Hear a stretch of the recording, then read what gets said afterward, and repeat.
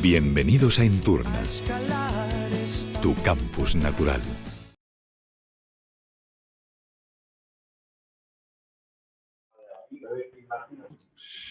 Bueno, pues buenos días a todo el mundo. Comenzamos este curso, este seminario web, o sea, en formato seminario web, sobre turismo responsable, sobre responsabilidad social, responsabilidad ambiental. Bien, este es un curso que organizamos a petición del SICTET, del Sistema de Calidad en Destino Turístico, especialmente, bueno, pues son unos sistemas que se están implantando tanto ya desde hace algunos años en Monachil como en algunos municipios de la costa de Granada. De todas formas, entendemos que es un tema que está permanentemente en plena vigencia, o sea, que es algo que vamos programando cada año. El año pasado lo celebramos en formato presencial, podíamos, aquí en nuestra sede de Niñas Nobles, pero este año queríamos darle pues, un enfoque un poquito distinto. El año pasado quizá el enfoque fue algo más teórico y este año pues hemos cambiado de profesor. Este año contamos con Yago Sermasi. Bueno, podéis ver su currículum, ¿no?, a través de las fichas de la escuela, pero bueno, yo lo definiría como una persona netamente inquieta, inquieta y emprendedora. Yago ha sido guía, bueno, entre otras cosas, y por una temática que también vamos a estar trabajando con él en el próximo mes, por ejemplo, con el tema de cicloturismo. Y bueno, es guía oficial, ha trabajado muchos años como tal, lleva muchos años aquí en Granada. Veréis por su nombre, dice, pues a lo mejor no es español, yo diría que es albaicinero, puro y duro. Él os puede aclarar, si queréis, un poquito más sobre su origen. Pero hemos elegido a Yago para hablar de esto hoy porque entendemos que el tema de la responsabilidad social y la ambiental son dos variables que él ha imbricado en el ADN de su último proyecto, ¿no? Él es, digamos, el que ha puesto en marcha una empresa, Walking Granada, y entonces, bueno, pues esto lo conocemos, ¿no?, el proyecto de hace tiempo, y somos conscientes pues, que han sido dos variables a las cuales le ha dado total prioridad y total relevancia a la hora de diseñar su proyecto. Entonces, entendemos que él nos puede aportar por una visión muy pragmática, menos teórica, como digo, menos con el enfoque que hicimos el año pasado, de este año pues, un poquito más pragmática sobre el tema. Bien, recordaros que vamos a utilizar el chat como medio de comunicación. Cualquier pregunta que vayáis teniendo la podéis plantear en el chat y ya iremos evaluando si interrumpimos para contestarla en el momento o las contestamos al final de la sesión. Yo voy a dar paso a Yago, yo me quedaré aquí a la escucha, minimizado tanto en cuanto a vídeo como sonido para no interferir con vosotros y nada, espero que disfrutéis la sesión. Yo he compartido pantalla, espero que esté funcionando correctamente. Sí, muchas gracias por la presentación. La verdad que en todo esto hay una componente que yo salía como con un perfil bastante académico antes de empezar como guía y todo esto, por lo que sí que tendremos una componente teórica en parte relevante en todo este seminario, pero bueno, es una componente teórica que yo creo que va a ser útil para encuadrar el concepto y luego darle una declinación práctica. Y tanto práctica que cada uno de los que estamos aquí seguramente verá una aplicación en su propio contexto. Estoy viendo cómo volver también al chat para tener aquí múltiples pantallas. Un segundo solamente. Desplazando el ratón abajo, nuevamente vuelve a aparecer la barra de opciones. Sí, no, es que me está dando las dos. Vale. Bueno. Si no, un segundo solamente. Para ver. Es que tengo ya en las dos pantallas la presentación, por lo que, como siempre, aquí controles del Zoom, no. Que se nos se hace un poco complicado al no tener, porque en el momento en que he compartido la pantalla ya me ha desaparecido la opción de ver el chat. Bueno, no te preocupes que estaremos atentos a él. Si hay algo importante, Vale, te perfecto. interrumpimos. Vale, perfecto. Simplemente era para poder ir contestando a las diferentes preguntas mientras me las iban haciendo. Sí, no me devuelve la pantalla del... Bueno, para ir empezando, pues el tema de la sostenibilidad en el sector turístico no es algo que digamos que se pueda enseñar tal cual como podríamos hacer con otras temáticas como un uso de un gestor de un CRM o organizar campañas de AdWords. Es un tema que pivota sobre un concepto que se ha ido desarrollando, que se ha ido complejizando a lo largo de todos estos años, por lo que, y sobre todo que vive de constantes contradicciones.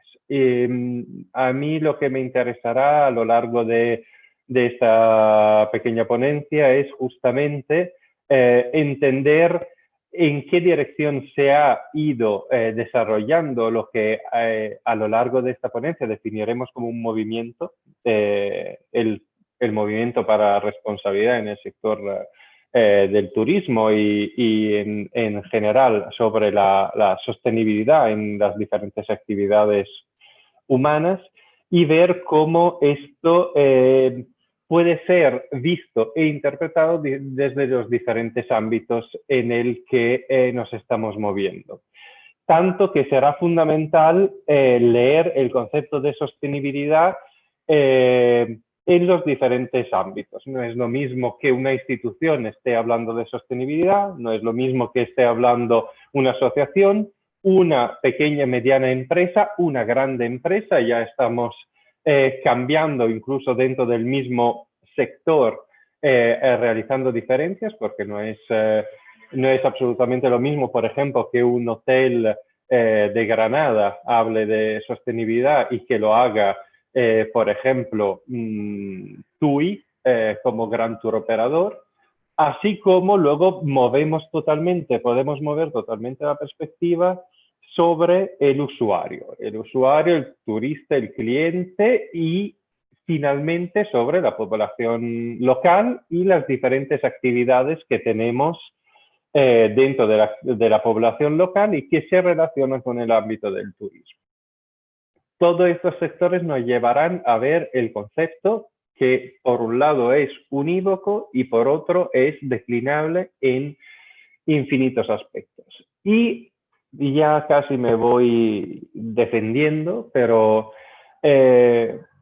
para hacer esto claramente tenemos que, entre comillas, hablar mal del turismo. Es decir, para hablar de sostenibilidad tenemos que preguntarnos por qué se ha hecho necesario hablar de sostenibilidad en nuestro sector y, por lo tanto, cuáles son los aspectos que han levantado la voz de alarma sobre la insostenibilidad del sector del turismo, cómo se ha intentado paliarlos y cómo todavía se crean contradicciones que haremos salientes para que cada cual pueda, de una manera u otra, aplicar esos conceptos dentro de su esfera de posibilidades y de influencia. Bueno, empezamos por una dimensión clásica. Vamos a ver la definición del concepto de sostenibilidad y de turismo sostenible hecho por la Organización Mundial del Turismo como el turismo que tiene plenamente en cuenta las repercusiones actuales y futuras, económicas, sociales y medioambientales para satisfacer las necesidades de los visitantes, de la industria, del entorno y las comunidades anfitrionas.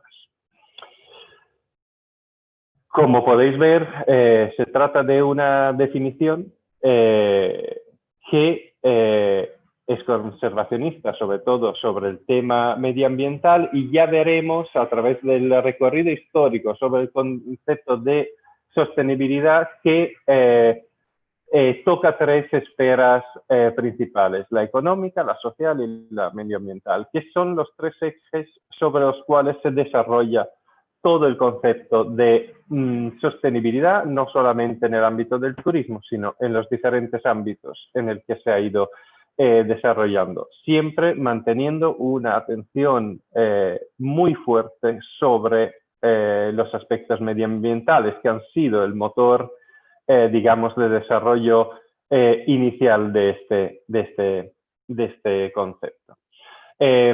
Aquí vemos cómo la Organización Mundial del Turismo define eso: los recursos naturales y culturales se conservan para su uso continuado en el futuro, al tiempo que reportan beneficio. El desarrollo turístico se planifica y gestiona de forma que no cause serios problemas ambientales y socioculturales, la calidad ambiental se mantiene y mejora, se procura mantener un elevado nivel de satisfacción de los visitantes y del destino, y el destino retiene su prestigio y potencial comercial. Los beneficios del turismo se reparten ampliamente en toda la sociedad. Como vemos siempre, las cuestiones de sostenibilidad, por supuesto, tienen el elemento fundamental en el territorio y la población visitada, pero mantienen siempre elementos de calidad sobre la actividad que tienen que repercutir en la satisfacción del cliente. Si no tenemos a clientes que, una vez hecho una experiencia de turismo sostenible, responsable, luego iremos matizando los conceptos, no podríamos sostener un turismo de forma sostenible. Es decir, allá donde damos una mala experiencia, pues se acaba todo el proceso y todos los esfuerzos que hemos hecho en esa dirección por la simple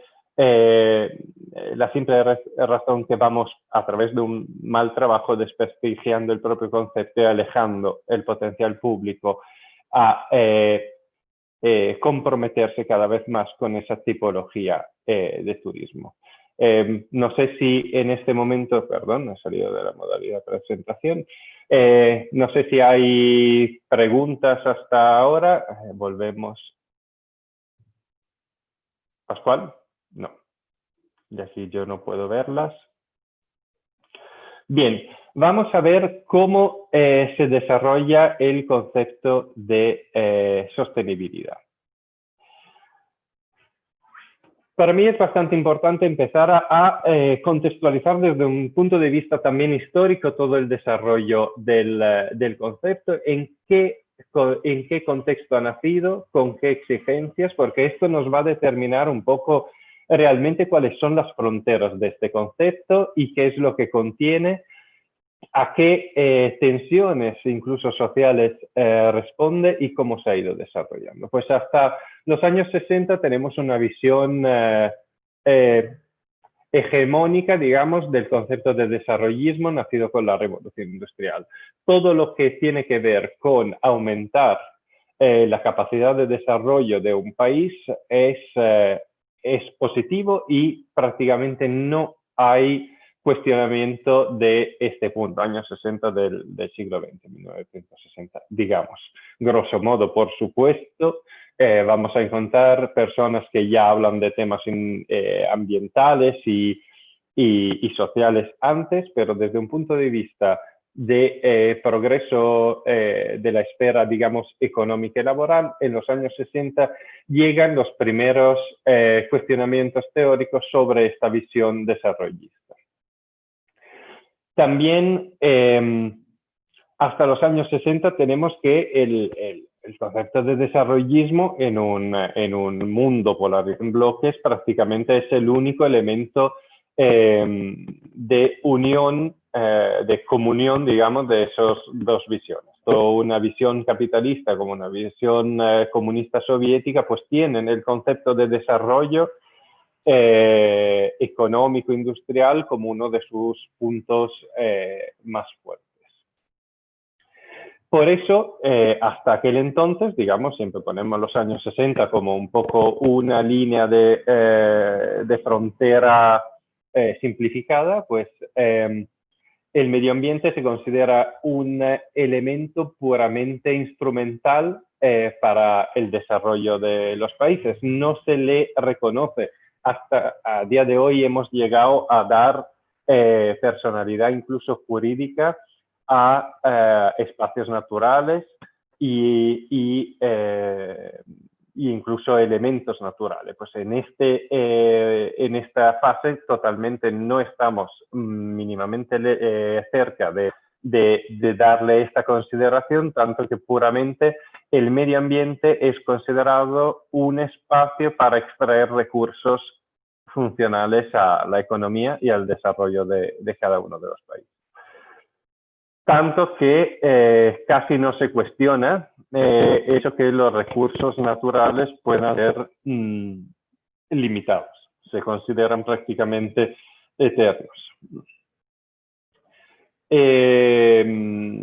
La regulación es solamente un límite a la libre competencia. Esto estamos, por supuesto, hablando más de la esfera, digamos, del mundo capitalista. En el mundo comunista no tenemos esa lógica, pero está claro que la regulación es puramente funcional al desarrollo de los países soviéticos, por lo que el resultado, entre comillas, sobre lo que nos tiene que ver, sobre lo que nos interesa hoy, es muy parecido, es decir, el impacto y el uso de los recursos naturales.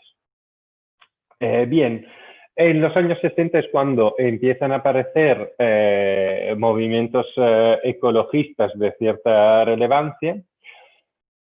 Se empiezan a desarrollar cada vez con más fuerza y más peso las socialdemocracias también europeas que buscan un equilibrio entre la dimensión económica y una serie de derechos socioeconómicos y abren la puerta a una sensibilidad mayor sobre también la relación entre ciudadanía y entorno también natural, y a su vez entre actividades económicas y ciudadanía, cómo estas revierten en los derechos y los servicios hacia los ciudadanos de cada país.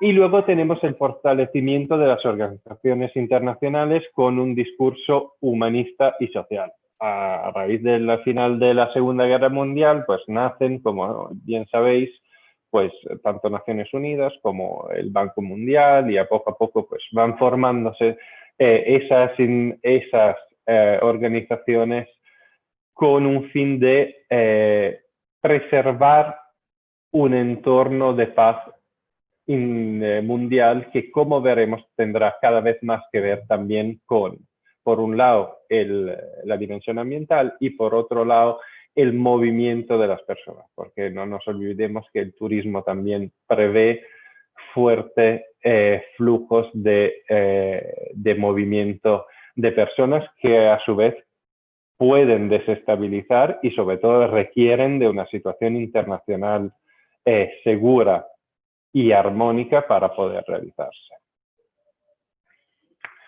Pues bien, otros elementos fundamentales para introducirnos al concepto y al origen del concepto de sostenibilidad llegan entre los años 70 y los años 90. Sé que es un margen muy amplio, pero si no, solamente con el proceso de introducción al concepto podríamos haber estado aquí hablando horas.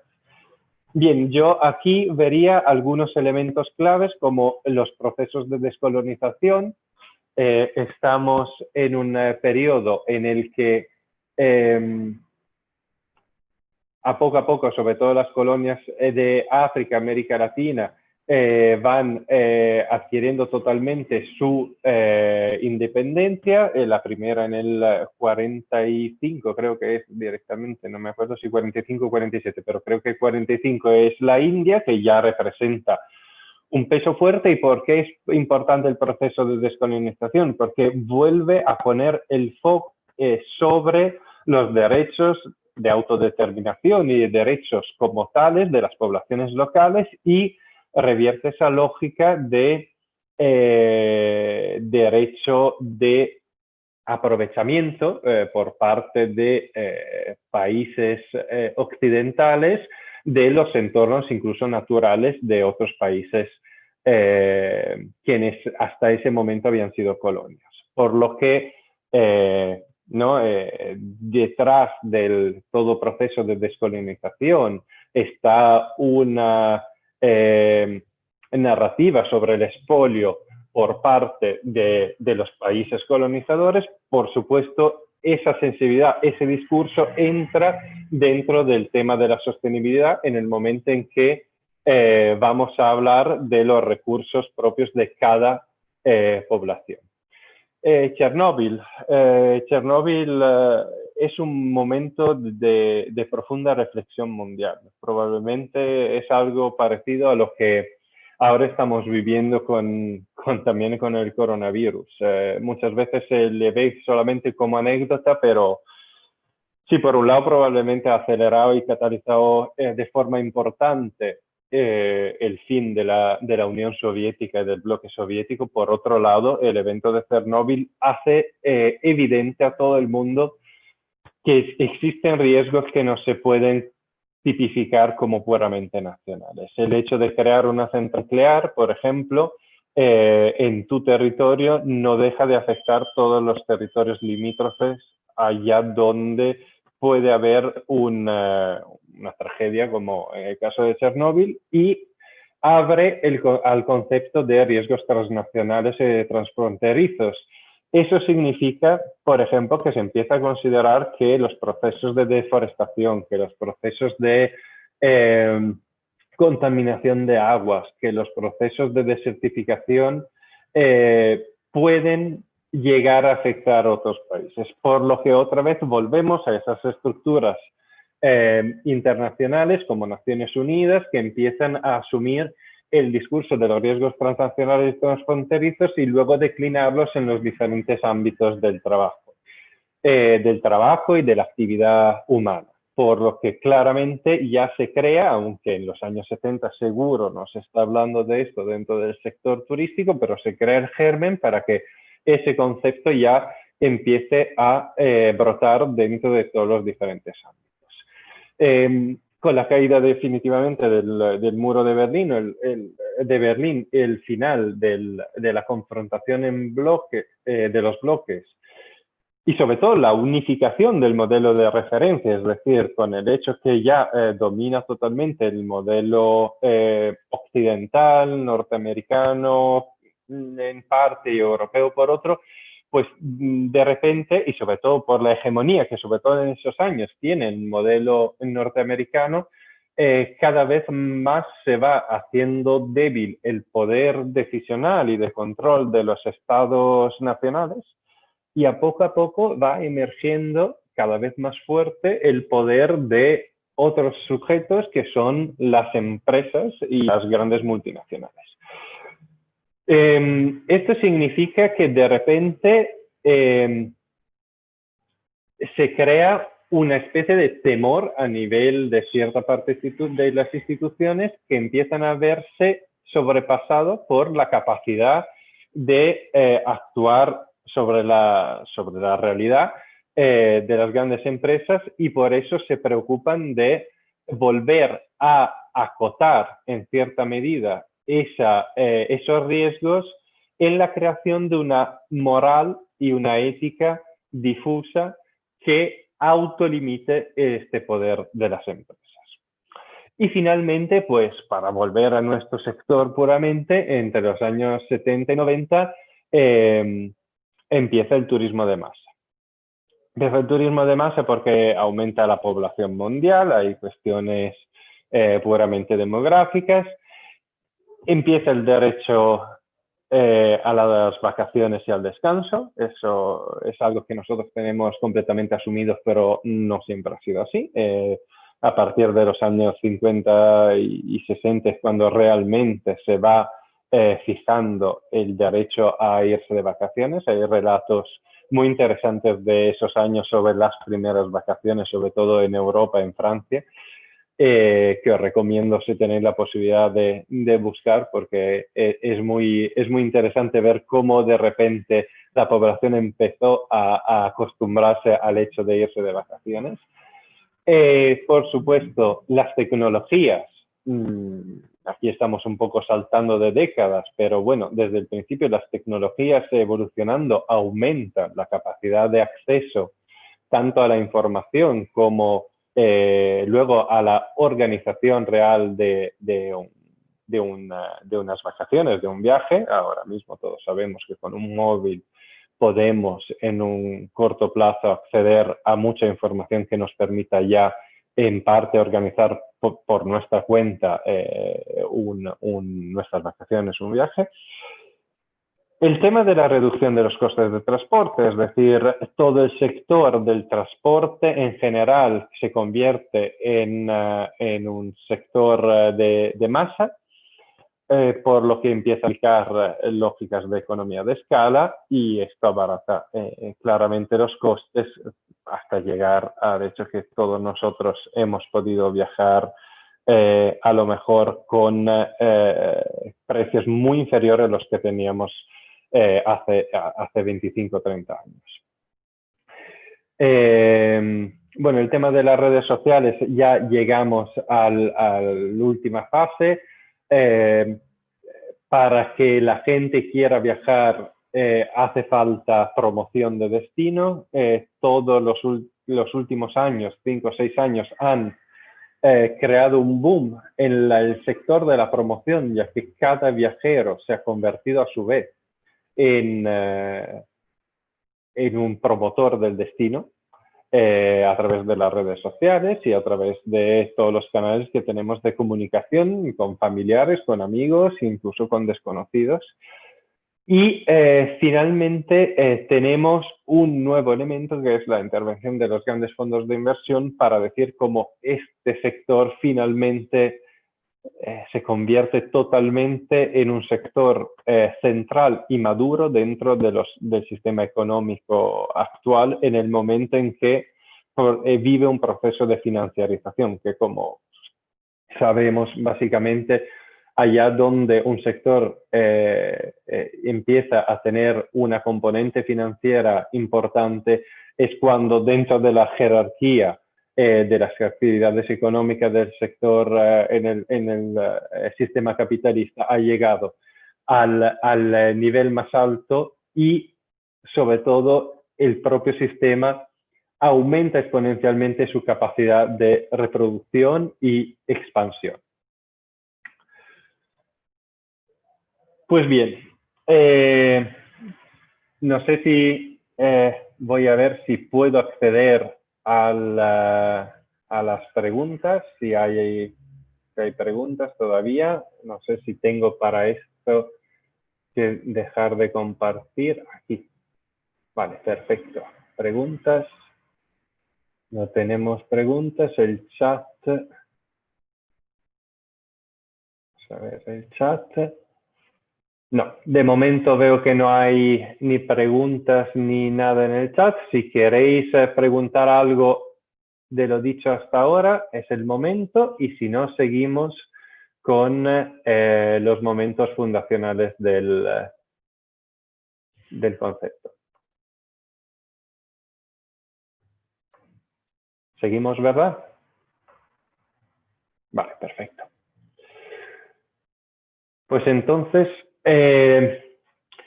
yo esta parte realmente la dejo aquí en esas diapositivas, que luego tendréis acceso a ellos. Creo que es interesante tenerlo por los que quieren profundizar y saber los momentos fundamentales de desarrollo del concepto. No voy ahora mismo a pasar por todas estas etapas porque la verdad es que se nos puede hacer realmente largo. Por lo que simplemente voy pasando. Como vemos, empezamos en los años 70, donde ya esa sensibilidad que se ve que en los años 60 va transformándose en iniciativas de carácter institucional, el Club de Roma, Naciones Unidas, el Fondo Mundial por la Naturaleza. Casi me interesa más que empecéis a ver qué actores empiezan a brotar, ¿no? Dentro de este entorno. Bien.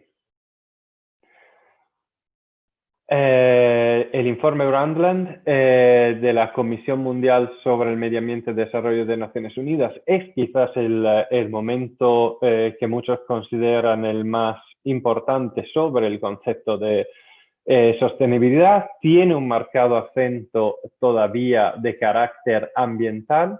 Veremos que este es uno de los elementos de mayor interés. Cuando estemos analizando el tema de la sostenibilidad, nace solamente como interés hacia el medio ambiente y a poco se va complejizando hasta llegar a las diferentes esferas que toca una actividad de carácter económico, como puede ser en este caso el turismo, y todos los ámbitos del ser humano que se ve afectado por esa actividad.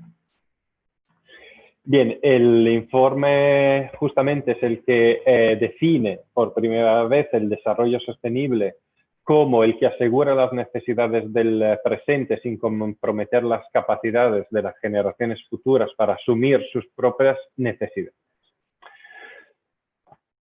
Aquí yo haría una pequeñísima pausa y empezaría con un punto quizás polémico sobre el propio concepto de desarrollo sostenible, sobre el concepto de sostenibilidad. El concepto de sostenibilidad nace, yo creo, con un gran fallo. El fallo es de quizás tener la aspiración a ser, digamos, demasiado sexy. Demasiado sexy en el sentido de querer convencer y por eso utilizar una palabra que quizás no del todo se ciñe con la realidad que conocemos. Si definimos la sostenibilidad como correctamente se define en este informe, como un principio por lo que básicamente nosotros vamos a no afectar el entorno en el que estamos desarrollando una actividad, básicamente nos encontramos con una definición de imposibilidad. Cada actividad humana, incluso por principios puramente físicos de entropía, en cualquier momento nosotros aumentemos energía de un sistema cualquiera, pues claramente no podemos devolverlo a la situación totalmente inicial. Lo que sí que es posible es tener la sostenibilidad y los principios que de ella emanan como horizonte de nuestras actividades. De ahí el hecho que la sostenibilidad desde el primer momento ha sido también criticada. Tanto que muchísimas voces, cuando hoy en día hablan de turismo sostenible, optan por otras definiciones que veremos más adelante sobre más bien temas de responsabilidad y sobre todo hablan de minimización o reducción de la insostenibilidad del sistema. Esto por una simple razón, y lo hablo desde quien justamente ha hecho todo lo posible para crear una empresa que dentro de su ámbito de actividades impacte lo menos posible sobre los diferentes ámbitos que hemos visto que son los targets de los conceptos de sostenibilidad.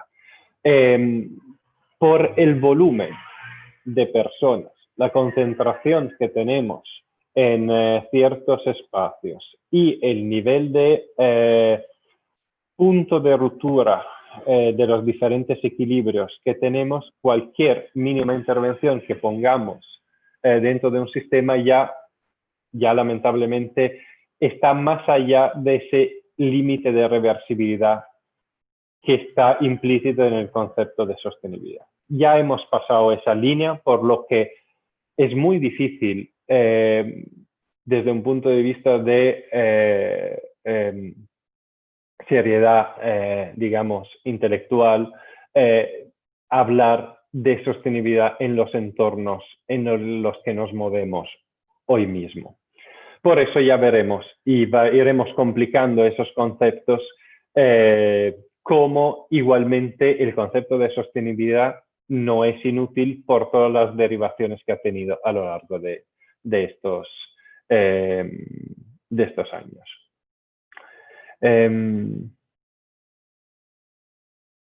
Aquí me dicen los pobladores de las Islas Baleares se ven afectadas por falta de la gestión de un turismo sostenible, fundamentalmente Ibiza.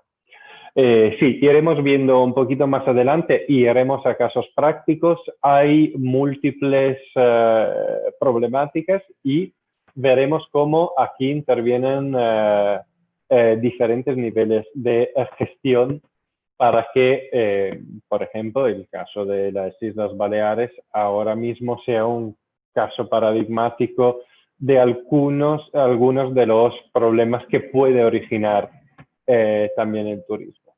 Repito, necesariamente vamos a hablar de los problemas que crea el turismo, porque si no, no estaremos hablando de sostenibilidad de una forma crítica.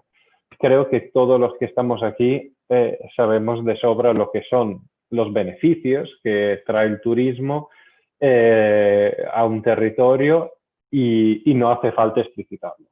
Creo que lo digo siempre porque algunas veces hablando de sostenibilidad parece que alguien está hablando simplemente en contra del turismo y no es claramente el objetivo.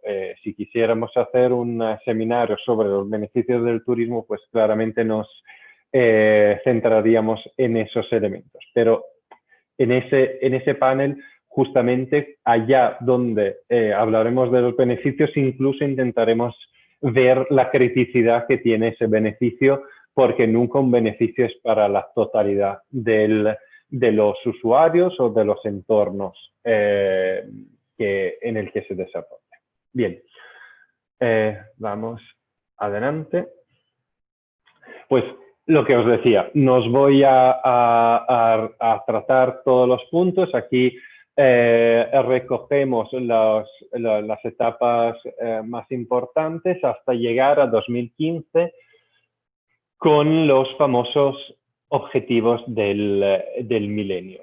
Los objetivos del milenio, otra vez, estamos delante de una decisión tomada dentro de un entorno institucional como Naciones Unidas que todavía no tiene grandes poderes de vincular a sus decisiones los Estados miembros. Aún así, estos son los elementos fundamentales, son etapas fundamentales para una conciencia dentro de los diferentes ámbitos institucionales y ahí esperar a veces varias décadas para que esto se haga posible. A día de hoy, por ejemplo, difícilmente tendríamos la atención que tenemos sobre el tema de los derechos humanos, con todas las limitaciones que esto tiene y todos los fallos que sabemos que tiene, pero no lo tendríamos si hace ya 70 años no se hubiera empezado con esa Declaración de Derechos Humanos en la misma sede de Naciones Unidas. Por lo que, si bien nos parecen simplemente palabras bonitas al aire y en buena medida lo son en la cotidianidad, igual que el tema de la sostenibilidad hay que verlo a largo plazo, el tema también de los objetivos del milenio en todas sus etapas, pues hay que seguir viéndolas como un elemento aspiracional y no por eso exento de críticas. Bien, aquí pongo los objetivos de desarrollo sostenible. Esto es lo que nos vamos a encontrar prácticamente, es una especie de paradigma para el diseño de todas las líneas programáticas que tienen las diferentes instituciones desde 2015. Yo creo que si vosotros trabajáis en instituciones públicas o manejáis una empresa que se ha enfrentado con algunos informes y líneas programáticas de sector, como el Plan de Grandes Ciudades para Granada o el objetivo de la Junta de Andalucía sobre turismo para 2022, verá que principalmente ya casi hay una obligatoriedad, yo diría casi más moral que práctica, para que las diferentes instituciones se remitan a estos 18 puntos para desarrollar sus líneas. Bien.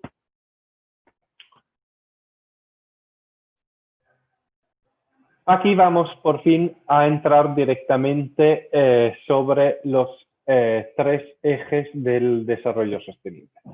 Por un lado encontramos el tema del desarrollo económico. Por otro lado encontramos el desarrollo ecológico, que una vez más ha sido el eje y el motor del desarrollo de todo este concepto. Y finalmente el ámbito comunitario. Hay que sostener el crecimiento económico, nos mantenemos con todos estos paliativos dentro de una lógica desarrollista, por lo menos en todo lo que tiene que ver las grandes instituciones internacionales. No se ha cuestionado la necesidad de seguir con el desarrollo. El decrecimiento como una de las teorías contrarias a las teorías desarrollistas nunca ha llegado a penetrar realmente los grandes ámbitos institucionales, nacionales e internacionales. Estamos hablando claramente de la maximización de las ganancias, de ampliar los mercados, de extender los costos. Estos puntos aquí extremizan un poco lo que son los intereses por donde tira el ámbito económico puro. Y ya sabemos que tampoco el mundo de la economía con todos sus actores es homogéneo. Este esquema simplemente lo que quiere hacer es crear 3 polos para ver luego cómo cada uno de ellos va a mitigar algunos aspectos de los demás. Desde un punto de vista ecológico, tenemos una dimensión mucho más conservacionista, respetar la capacidad de carga, concepto sobre el que volveremos a hablar, pero básicamente creo que todos los que estamos aquí conocemos el concepto de capacidad de carga, la cantidad de input, digamos, estímulos que puede recibir un entorno hasta modificarse de manera significativa. Esos estímulos en nuestro sector, por ejemplo, claramente es el número de visitantes, por ejemplo, el número de actividades turísticas que se están desarrollando. Por supuesto, cuando hablamos de capacidad de carga, el problema es que las capacidades de carga que es uno de los grandes errores que muchas veces se realizan a nivel institucional, que se intenta calcular una capacidad de carga global sobre un destino cuando el destino a su vez está hecho de recursos con muy diferentes capacidades de carga.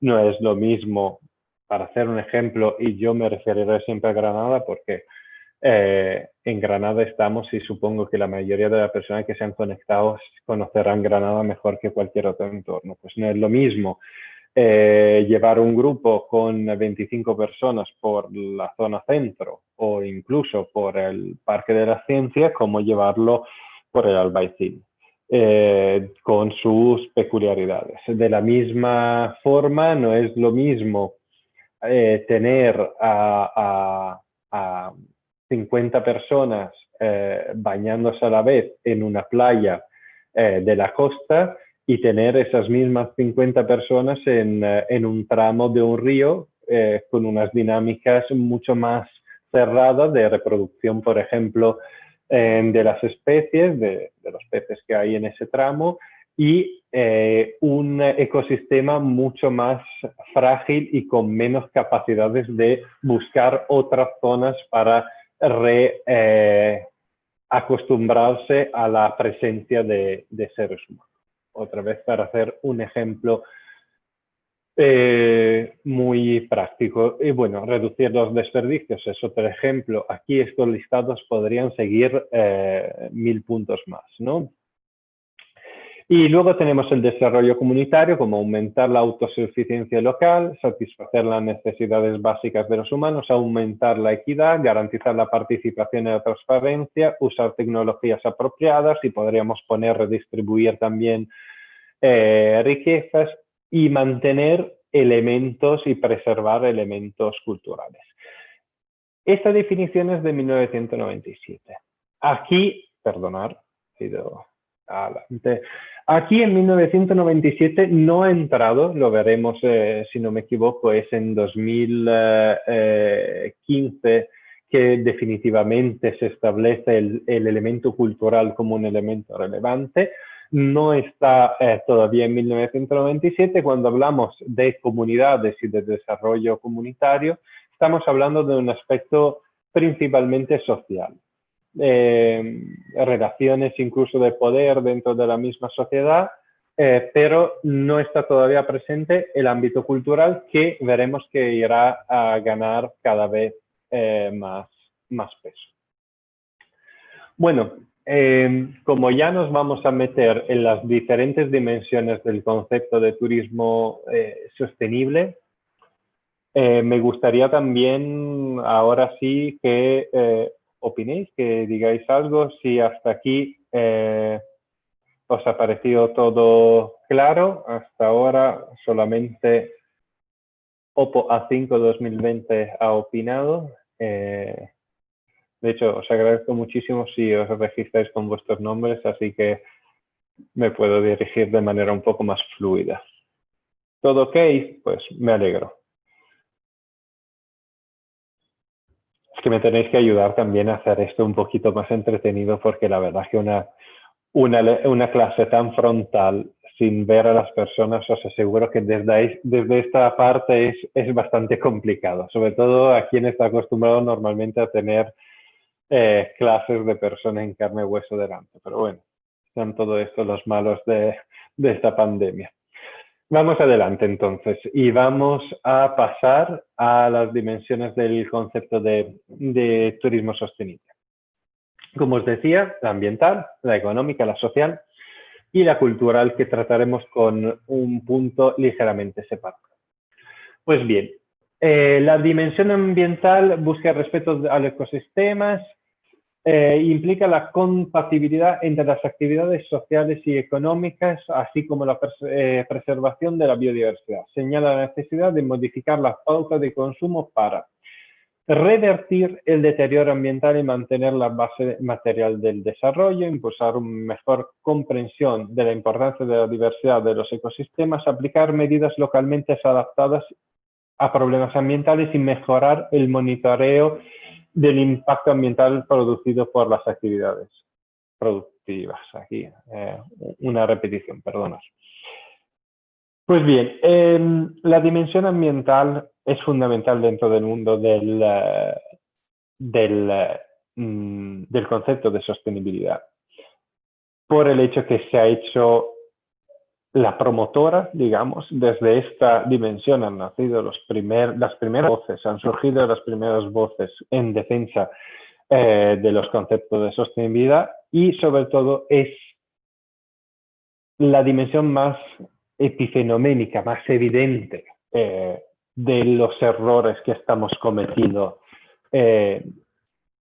a nivel de insostenibilidad de ciertos modelos de desarrollo económico y humano que tenemos. El 90% probablemente del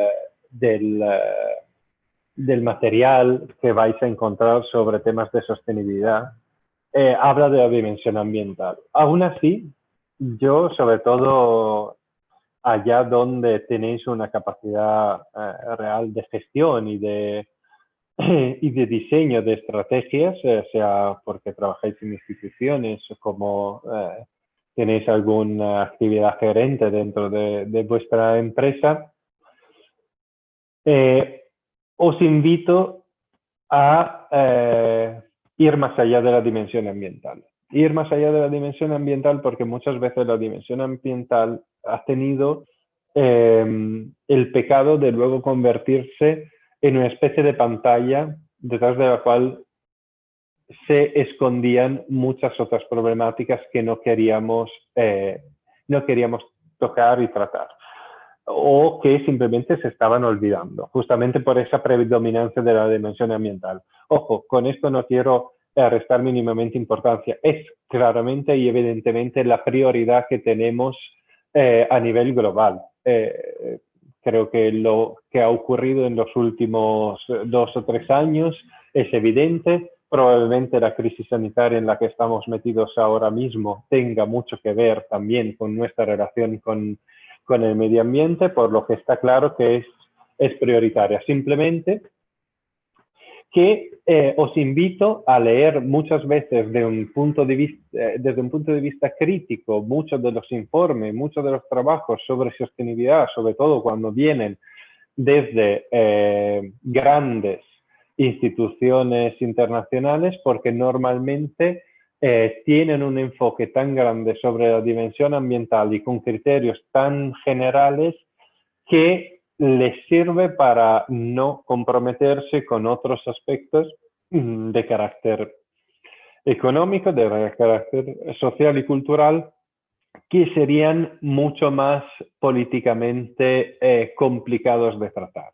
Creo que desde ámbitos más pequeños como el nuestro tenemos la responsabilidad de dar por sentado nuestra sensibilidad ambiental y nuestro interés sobre cuestiones ambientales allá donde desarrollamos cualquier tipo de actividad y ya empezar a complejizar y tocar los diferentes otros ámbitos que ahora iremos a ver y que seguramente prevén una elaboración de un discurso bastante más complejo y complicado. La dimensión económica, tomar como medida del bienestar la cantidad de bienes materiales y servicios útiles producidos por un país dividido entre el número de sus habitantes, lo que viene siendo el Producto Interno Bruto per cápita, o alguna medida directamente relacionada con esto. Aumento de la riqueza del país, la redistribución equa de los beneficios, aumento de la inversión en medidas sociales. Repito otra vez. Aquí habrá diferentes opiniones. Yo lo que estoy presentando es cómo el concepto de sostenibilidad se ha desarrollado dentro de los ámbitos institucionales a lo largo de los últimos 30 años. Y el concepto de sostenibilidad está asociado a la posibilidad de seguir manteniendo las actividades económicas según las lógicas que las conocemos. Por eso, dentro de las propias líneas guías de Naciones Unidas o de la Organización Mundial del Turismo o del Trabajo, siempre que se habla de sostenibilidad, nunca se pone realmente en tela de juicio una lógica desarrollista que prevé el aumento de la riqueza del país. No que esa visión no existe. Y cada vez que vamos más en ámbitos de organizaciones no gubernamentales, asociaciones de defensa de derechos ambientales o humanos, claramente se pone el acento en ese aspecto. Y de hecho, a poco que vayamos desarrollando este temario, van a emerger también por cuestión mía, puestas en tela de juicio de algunos de los elementos institucionales o fácticos de este concepto, como por ejemplo el hecho que no se ponga mínimamente en tela de juicio el aumento de la riqueza en el concepto de riqueza, que es puramente monetaria y económica, que se tiene hasta ahora. El concepto, por supuesto, de redistribución equa de los beneficios es algo que ha nacido en los últimos 20-30 años. Era uno de esos elementos que decía que está bien que estén presentes, otra cosa es realmente cuáles son las medidas que se están aplicando en esa dirección, y el aumento de la inversión en medidas sociales. Un elemento que sí que ha tenido una presencia muy fuerte en estos años, sobre todo en el ámbito europeo de las socialdemocracias. Es algo que no podemos negar, y aún así es un elemento que justamente en los últimos años quizás se esté yendo en una dirección opuesta a la que habían tenido, por ejemplo, los años 70 y 80 en ese sentido. Bien. Pasamos a la dimensión social. Aquí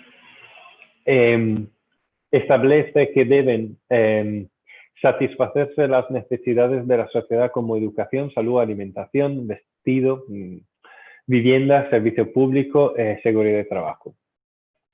El concepto de desarrollo sostenible requiere como condición priorizar las dimensiones asociadas a la calidad de vida, tales como acceso a la educación, el empleo, la salud, la seguridad social, la vivienda, en espacios libres de riesgos con servicios, infraestructuras, equipamiento, así como valores como... Y aquí entran una serie de palabras claves que, otra vez, si yo estuviera simplemente leyendo esto, no haría otra cosa que repetir lo que vamos a encontrarnos casi como un mantra en todos los documentos institucionales. No es este mi objetivo. No es otra vez hacer un listado de palabras que al repetirlas de esta forma resultan casi un mantra vacío, un vacío de significado. Quiero, pero a través de esta presentación, que individuéis las que en inglés serían las keywords, las palabras claves, las que van a repetirse dentro de la temática una y otra vez cuando estamos tratando de sostenibilidad. Es importante reconocer estas palabras claves para luego poderlas utilizar como herramienta incluso crítica, y poder declinar y leer cómo han sido utilizadas dentro de ese contexto. ¿Vale? Por esa razón estoy pasando por estos listados. Cuando hablamos de justicia social, de equidad económica y de género, por eso ahora estamos hablando de equidad económica y de género. Hace 10 años esta misma presentación probablemente todavía habría obviado en cierta medida, o por lo menos hace 20, la temática de género como una de las principales. La igualdad racial, étnica y religiosa, que ya conocemos desde casi la Declaración de los Derechos Humanos o incluso antes, libertad política e ideológica, democracia, seguridad, respeto de los derechos humanos. Bien, otra vez esto nos va a marcar que estamos hablando de un concepto que se ha desarrollado dentro de ese movimiento y esa retórica nacida en seno de Naciones Unidas. Es muy importante reconocer el lenguaje que se está utilizando dentro de cada ámbito para reconocer también sus orígenes y sobre todo quién está marcando en este momento también su desarrollo. Este claramente es un sector que en su versión más hegemónica, más, no me sale la palabra, más en su dimensión principal se desarrolla dentro y según las líneas que marcan las grandes instituciones internacionales de carácter político como Naciones Unidas. Bien, la dimensión cultural. Había dicho 2015, me he equivocado, 2008, en Bolonia. Aquí, así que voy a hablar también de mí. Sí, soy de Bolonia, soy italiano. Nací en Bolonia y vine aquí hace casi 15 años en España, hace 12 en Granada. Así que, bueno, en Bolonia también merece hablar de que desde creo que ya una década existe un festival, una feria de turismo sostenible que se llama Ítaca y que se ha convertido en un punto de referencia para todas las personas que se interesan de esas temáticas y sobre todo un momento de reflexión colectiva que en algunos casos también marca etapas del desarrollo del concepto. Bueno, a partir de 2008 justamente se hace un esfuerzo para agregar la dimensión cultural como separada de la dimensión social. Los que somos de Granada y en España en general sabemos lo importante que es, por ejemplo, todo el tema del patrimonio inmaterial. Esto tiene muchísimo que ver con esa separación. Sería difícil tutelar el patrimonio inmaterial si no se le reconociera su dimensión separada en cierta medida de otros factores como factores puramente sociales. Hay elementos de patrimonios inmateriales y de elementos culturales incluso en ciertos ámbitos entran en contraste con otros elementos de carácter social, incluso de derechos sociales. Ejemplos muy clásicos, por ejemplo, saliendo del contexto español, es el derecho a trabajar de menores en ciertas comunidades, por ejemplo, latinoamericanas. No estamos hablando de explotación infantil por parte de empresas, sino de sistemas familiares que prevén que los propios niños tengan un papel en los procesos productivos amplios, aunque sea simplemente ir a recoger el agua o hacer algunas tareas relacionadas con el trabajo de sus padres. Bien, para analizar ese elemento, pues es fundamental también saber separar la dimensión puramente social y los derechos sociales, que sobre todo en ámbito de Naciones Unidas, volvemos a lo mismo, se han desarrollado en crear un corpus normativo que, por ejemplo, prohibiría totalmente cualquier tipo de trabajo de alguien con menos de, pongamos, 15 años. Ahora mismo, digo pongamos porque luego varía entre los 14 y los 16 según los diferentes estados europeos. Pues el hecho de considerar también su dimensión cultural dentro de un principio de sostenibilidad, en este momento no estamos hablando de turismo, sino de sostenibilidad en general, pues te permite tener una herramienta más a la hora de entender el proceso en su complejidad y volver a ese esquema que teníamos anteriormente en el que los diferentes ámbitos, las diferentes esferas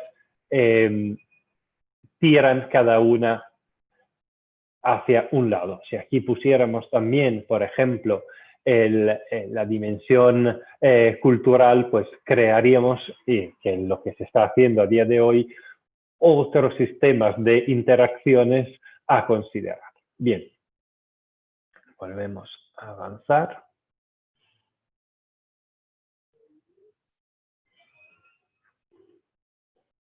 Vale. Perfecto, pues llegamos, por lo tanto, a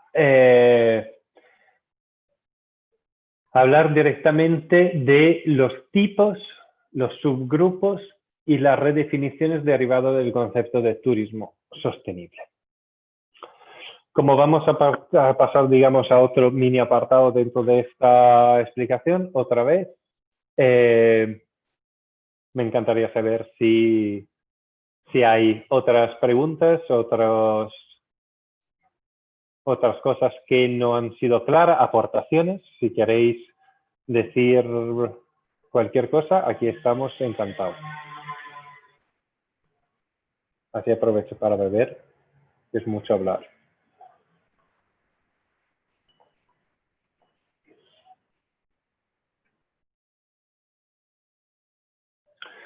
Pues bien,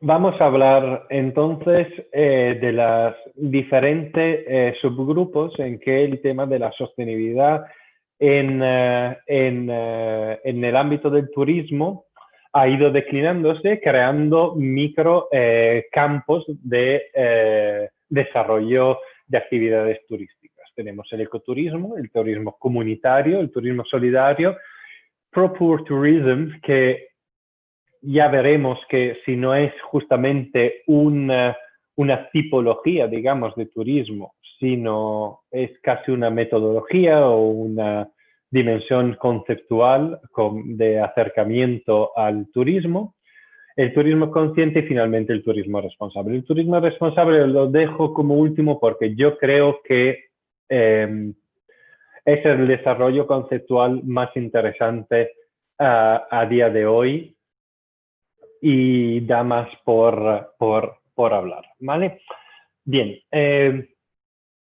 al tratar algunos de estos tipologías de turismo, también vamos a hablar de las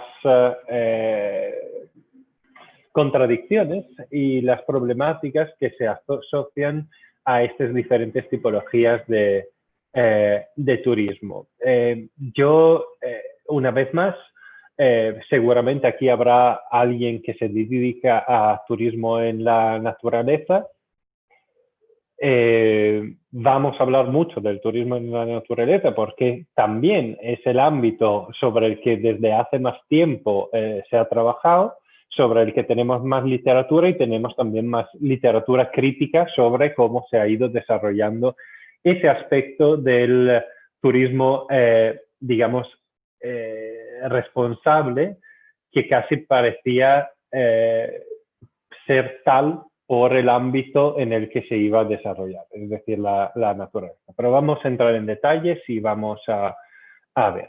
Pues bien, una vez más tenemos la gran definición por parte de la Organización Mundial del Turismo.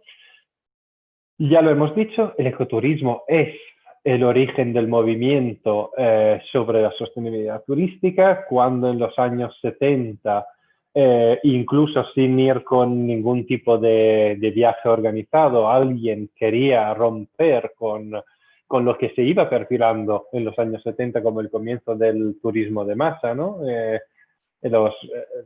El primer desarrollo de lugares como Torremolinos, etcétera, pues ir al monte, ir a la naturaleza ya parecía de por sí una actividad compatible con el concepto de sostenibilidad. Ya veremos que como todo lo que tiene éxito luego tiene también sus consecuencias negativas. Pues bien, la Organización Mundial del Turismo lo define como una actividad turística basada en la naturaleza, en la que la motivación esencial del visitante es observar, aprender, descubrir, experimentar y apreciar la diversidad biológica y cultural con una actitud responsable para proteger la integridad del ecosistema y fomentar el bienestar de la comunidad local.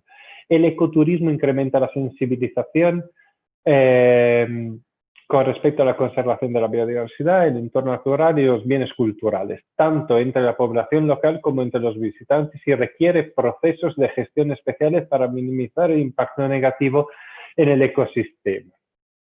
Esto ya es una definición de la última definición que da la Organización Mundial del Turismo en 2019. Es interesante porque de repente aparece en ese mundo de definiciones el sujeto activo del turismo. Aquí también tenemos un elemento fundamental de la última década. Si hasta los años 90 el tema de sostenibilidad parecía ser una cuestión puramente up-down, de arriba abajo, las instituciones, un tema puramente institucional sobre cómo crear marcos de desarrollo de actividades que pudieran ser sostenibles, de repente no, de hecho a través de un largo proceso, el papel activo que puede tener el sujeto al que se dirigen todas estas políticas, que básicamente es el turista, empieza cada vez más a tener un papel protagonista también en las narrativas, digamos, en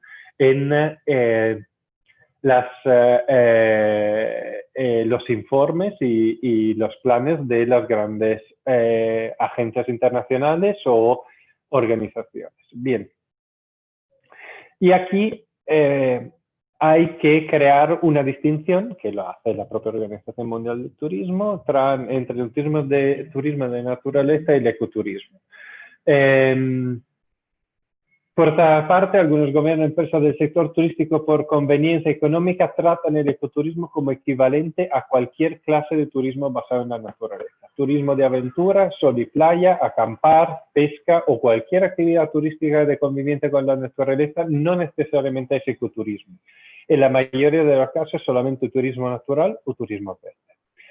Aquí introducimos uno de los principales temas que deberíamos de tratar, y es el hecho de la apropiación de los conceptos de sostenibilidad por parte de iniciativas que ven en la etiqueta de sostenible puramente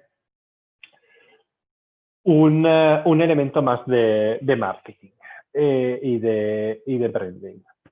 Lo volveremos a ver en las siguientes diapositivas, porque iremos a tratarlo de manera mucho más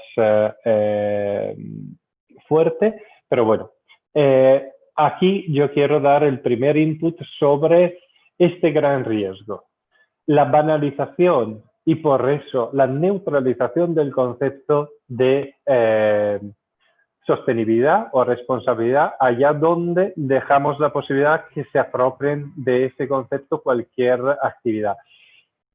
A mí me sorprendió, por ejemplo, hace un par de años en Fitur, las principales iniciativas sobre sostenibilidad estaban promovidas por grandes compañías navieras, cruceros y parecidos, que como sabéis han sido criticados durante muchos años justamente por el gran impacto ambiental que tienen. Como medio de transporte a nivel de gasto de combustible por eficiencia de movimiento, los grandes barcos son uno de los medios menos eficientes que existan y por tanto más contaminante, y además estamos hablando del hecho que la gran mayoría de las evacuaciones del barco van directamente al mar. Pues bien, por un lado, siempre tenemos que buscar entonces un equilibrio. Nos alegramos, por un lado, claramente que las grandes compañías navieras recojan el guante del desafío sobre una mayor sostenibilidad, pero a la vez puede resultar extraño que se hagan protagonistas y principales abanderados de la promoción de este concepto. Esto está pasando en múltiples ámbitos. Cada institución, si vosotros estáis, por ejemplo, trabajando dentro de una institución, tiene casi la obligación de poner esas palabras claves de las que estábamos hablando antes dentro de sus planes, informes y escritos de proyectos futuros. Esto, ahí siempre hay que, creo, para aquellas personas que tenemos una sensibilidad real sobre el tema de la responsabilidad en el ámbito en el que estemos trabajando, vigilar sobre el uso de esos conceptos para que no se llegue a una insensibilización justamente de la población a la que van dirigidos, en lugar que obtener justamente lo contrario. Muchas veces pensamos que por poner esas palabras claves estamos cumpliendo con el objetivo de difundir esos conceptos. Depende en qué contexto lo estemos utilizando. Muchas veces lo utilizamos en contextos tan frágiles y tan evidentes que han sido puestos con calzador, que aquel que lee, aquel que recibe ese proyecto, deslegitima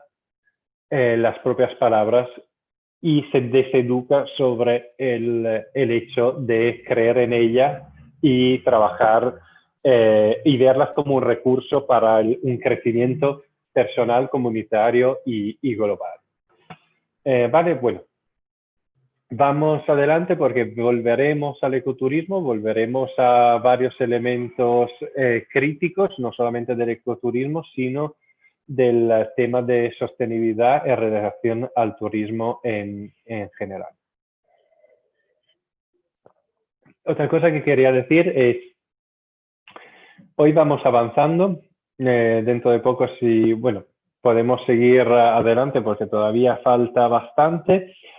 Esta presentación se divide en 2 días. Mañana volveremos entre las 10:30 y 12:30 a tratar diferentes aspectos, por lo que hoy un poco terminaremos donde nos dejan los tiempos y retomaremos todo esto mañana, en el que sí que me gustaría también tener algunas preguntas y algunas aportaciones más. Así que si queréis, incluso de hoy a mañana, os invito a tomar notas sobre lo que estamos hablando, y si queréis plantear algunas cuestiones, mañana tendremos incluso mucho más tiempo para hablar de todo ello. ¿Vale? Bueno, estábamos justamente en las diferentes tipologías y subgrupos del turismo sostenible. Hemos visto el ecoturismo. Vamos al turismo comunitario, los demás tipos de turismo de los que quizás habéis escuchado. Yo este pequeño recorrido lo hago sobre todo para aquellas personas que no conocen todos estos conceptos. Imagino que alguien que está escuchando ahora mismo sí los conoce incluso mejor que yo, pero bueno. Vamos adelante. El turismo comunitario es un turismo que se ha hecho bastante conocido, sobre todo en los últimos 15, 20 años. Es la moda también en algunos entornos de ir a probar, y se encuadra también en parte, ojo, dentro de esa línea del turismo experiencial, ¿no?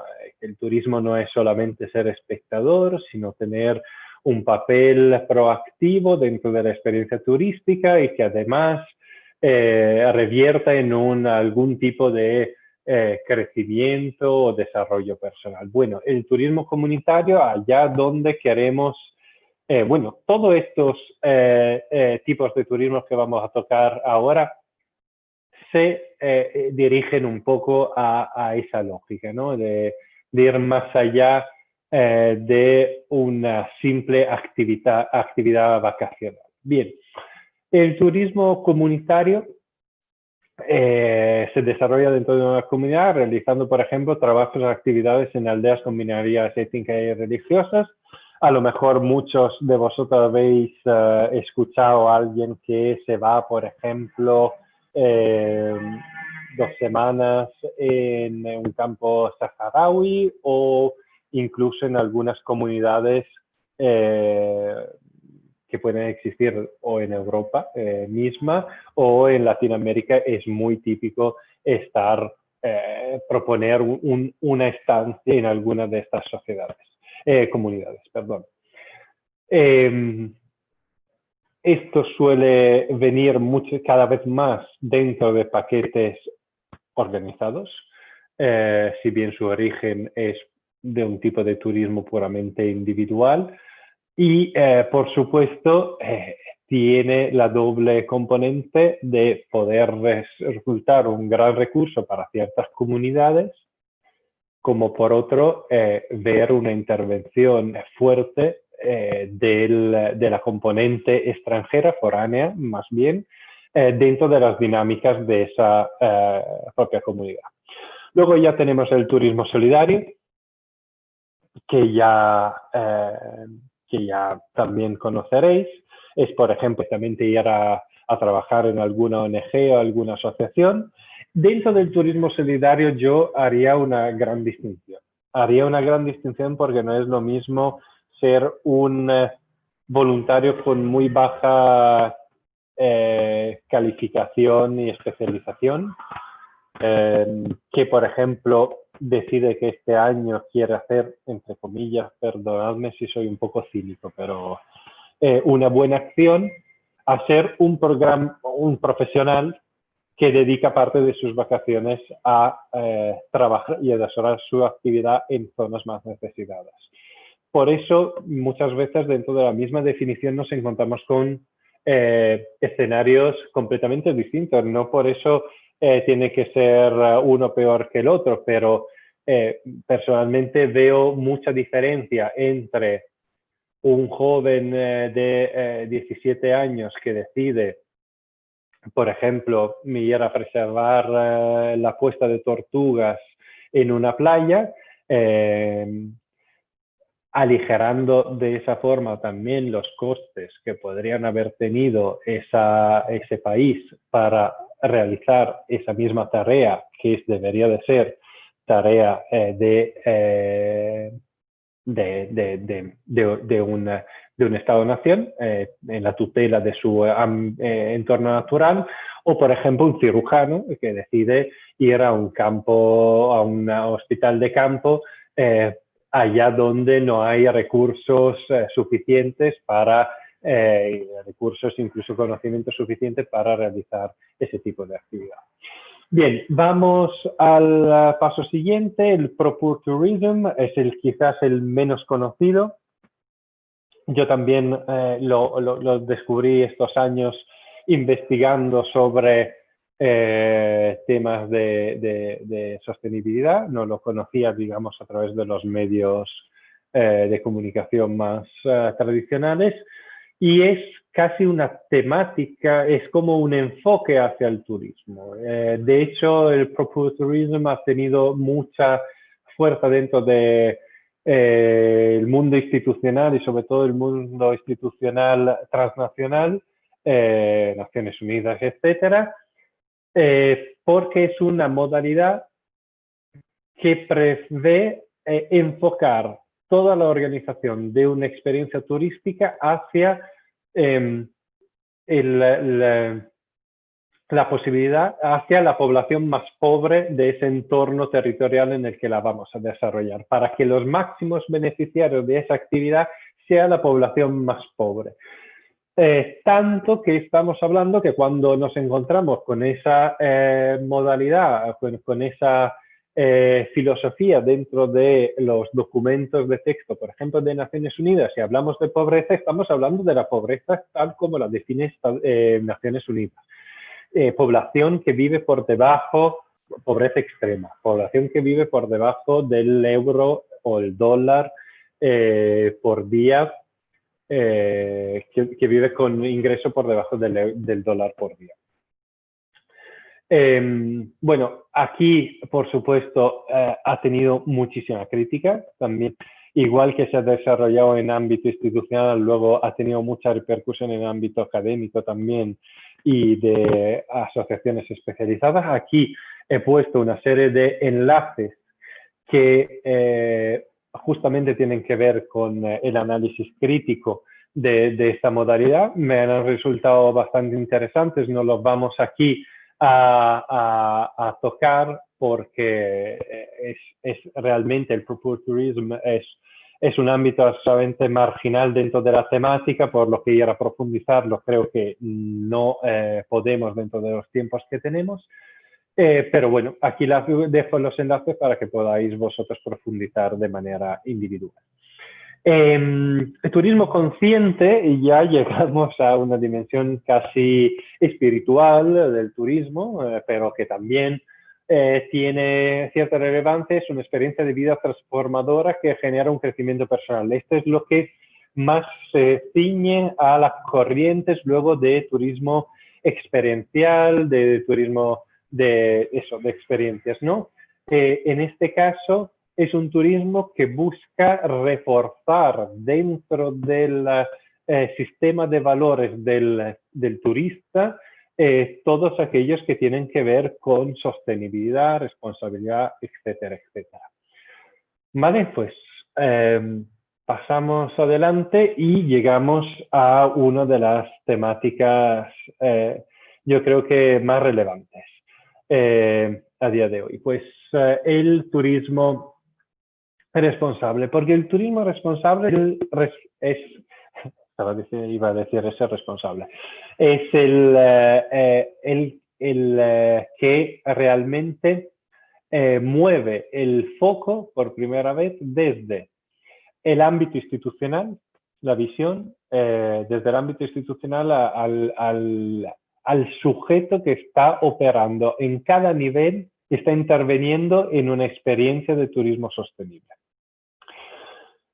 Pues bien, la responsabilidad como tal, como concepto, hace que no sea solamente el marco y la línea de proyecto que nos hemos dado dentro de esa actividad, sino la manera y la ética en la que la vamos a desarrollar. Por primera vez se hace saliente que todos los actores que intervienen, agencias, turoperadores, instituciones y hasta los turistas, son elementos fundamentales. Por supuesto, luego todos aquellos que son recursos de infraestructuras, hoteles, restaurantes, bares e incluso cualquier tipo de proveedor. Es una línea de investigación que no se queda solo en la crítica ontológico-académica del turismo, sino que tiene explícitamente un compromiso político a favor de la justicia social, la equidad y la lucha contra la opresión. Cuando hablamos de compromiso político, hablamos del hecho que es un compromiso ético que recae sobre decisiones de carácter político. No estamos hablando, por supuesto, de ninguna forma de partidismo, ¿no? Simplemente que son elementos que luego recaen en un deseo, una voluntad de que eso se plasme también en un ordenamiento legal que haga que esto sea incluso vinculante. Bien. Y consiste en el desarrollo de la aplicación de instrumentos de gestión empresarial dirigidos a minimizar los impactos negativos de la actividad turística y aumentar los beneficios de la población anfitriona, así como de una actitud y predisposición por parte del viajero a renunciar a ciertos beneficios a cambio de un servicio que responde a precisos principios. Bien, aquí llegamos a otro, quizás, elemento que puede crear cierta controversia. Cuando hablamos de renunciar a ciertos beneficios, parece que para hacer turismo sostenible, responsable, vamos a perder. En realidad yo no lo creo, pero también tampoco creo en esa visión muy de marketing que gracias al turismo, si nuestra empresa se convierte en una empresa de turismo sostenible, no tiene otra cosa que ganar. Como empresa, la nuestra, que apostamos hace tiempo por toda una serie de valores a la hora de implementar nuestras actividades, nos dimos cuenta que realizar un turismo más sostenible significa, de entrada, por lo menos, reducir cierta tipología o la facilidad de recibir ciertos ingresos. Dicho de otra forma, y estoy hablando desde la perspectiva puramente de la empresa. Luego veremos las diferentes perspectivas porque justamente en las diapositivas estamos hablando de la visión, digamos, del turista, del viajero que va a renunciar a ciertos beneficios. Pero vamos a la dimensión empresarial. Hacer turismo sostenible significa, de alguna forma, autoponerse restricciones, normativas, códigos éticos y, en general, la definición sería limitaciones. No es lo mismo en un caso muy evidente, por ejemplo, como el que tenemos nosotros, que trabajamos en visitas de carácter cultural histórico principalmente. No es lo mismo tener a un grupo de 30 personas como tener un grupo de 20, ¿no? El grupo de 20 seguramente tendrá un impacto sobre el entorno territorial y sobre el entorno sociocultural diferente, pero en los márgenes de ganancia, una vez que hemos, por ejemplo, cubierto los gastos fijos, como puede ser un guía, los audífonos, el sistema de escucha inalámbrica, seguramente vayamos a perderle dentro de lo que es una lógica puramente economicista. Claro, no estamos aquí solamente y exclusivamente para maximizar beneficios económicos. Luego hay muchos otros beneficios, incluso internos e incluso instrumentales. La calidad del trabajo que damos a nuestros trabajadores respondiendo a esas lógicas, la calidad del servicio que vamos a dar a nuestros clientes, ciñéndonos a principios coherentes con la sostenibilidad.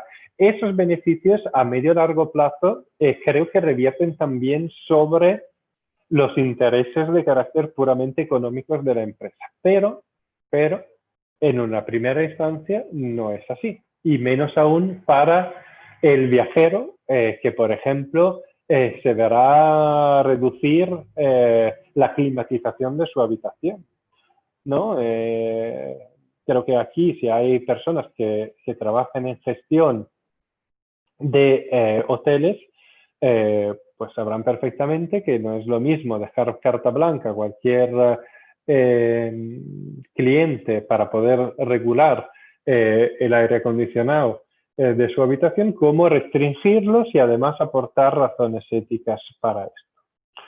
Y aquí llegamos a otro elemento que es también importante. A la hora de implementar las medidas de responsabilidad y sostenibilidad, no hay que pensar solamente en aquellas que tengan una ventaja económica para quien las promueva. Y vuelvo al ejemplo del aire acondicionado y del agua, por ejemplo. Encontramos en muchísimos hoteles, ¿no? Carteles o indicadores que hablan de tener cuidado y sensibilidad ambiental hacia el uso de esos recursos.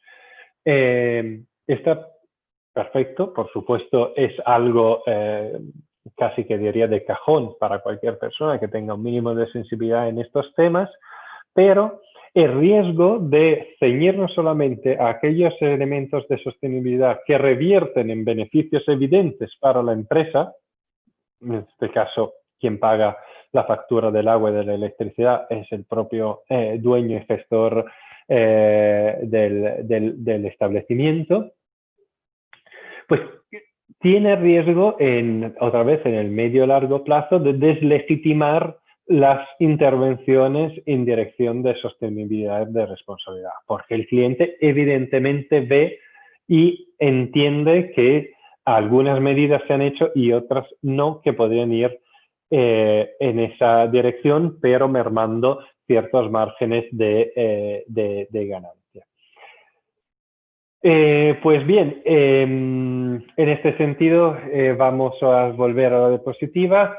Se busca establecer modelos de desarrollo turístico sostenible específicos por cada zona de destino, para los que han de tener en cuenta sus variables sociales, económicas y medioambientales. Este es un elemento para mí fundamental.